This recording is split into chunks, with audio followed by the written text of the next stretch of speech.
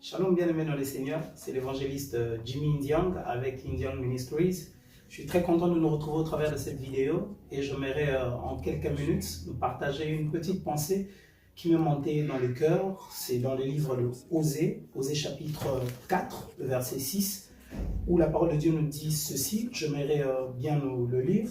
La parole de Dieu nous dit ceci: mon peuple est détruit parce qu'il lui manque la connaissance. Je continue l'autre partie.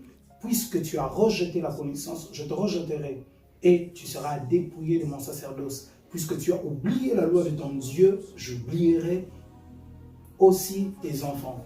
Waouh, ce texte nous parle, lorsque nous plongeons le regard pleinement, nous remarquons une chose, quand nous parle de la connaissance. Et c'est Dieu lui-même qui est en train de parler en disant ceci: mon peuple est détruit parce qu'il lui manque la connaissance. Donc Dieu lui-même est en train d'affirmer une chose dans ce texte que nous venons de lire, que mon peuple est détruit parce qu'il lui manque la connaissance.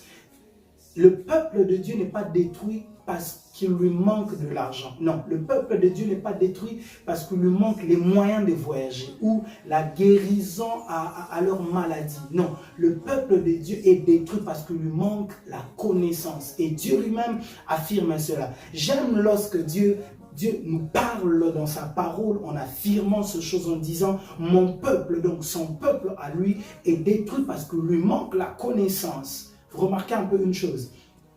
Donc Dieu veut nous dire ceci, que mon peuple n'est pas détruit parce qu'il lui manque quelque chose ou parce qu'il lui manque des habits. Non, il sait peut-être que vous avez besoin. Dieu sait que vous avez besoin de manger, vous avez besoin de vous habiller, vous avez besoin d'accomplir et de réaliser vos projets. Dieu est au courant de toutes ces choses. Il maîtrise ces choses. Mais ce n'est pas cela qui détruit le peuple de Dieu. Non, ce n'est pas le fait de manquer de l'argent, de manquer les visas, de manquer le mariage, de manquer des enfants, que cela vient détruire le peuple de Dieu. J'aimerais même aller plus loin, peut-être ça va vous scandaliser. Ce n'est pas l'onction qui détruit le peuple de Dieu. Non, non, ce n'est pas lorsque le peuple manque et en carence d'onction que le peuple est détruit. Non, sinon la parole de Dieu allait dire expressement en disant que mon peuple est détruit parce qu'il lui manque l'onction. Ou encore, mon peuple est détruit parce qu'il lui manque des bons chanteurs qui peuvent bien chanter. Non, mais Dieu affirme en disant, mon peuple est détruit parce qu'il lui manque la connaissance. Et la connaissance dont il est question dans ce passage, c'est la connaissance de Dieu, à savoir la connaissance de Christ.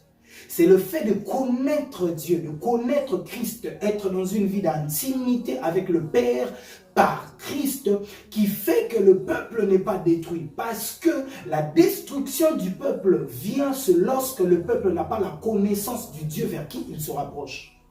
La connaissance de Dieu, la connaissance de Christ dans la vie du peuple, dans notre vie, fait que nous ne puissions pas subir la destruction auquel le monde fait face. Je ne sais pas si vous arrivez à me comprendre. Donc, j'aimerais encore mieux le dire en disant ceci, que lorsque nous connaissons Christ, réellement et profondément, nous sommes épargnés de la destruction.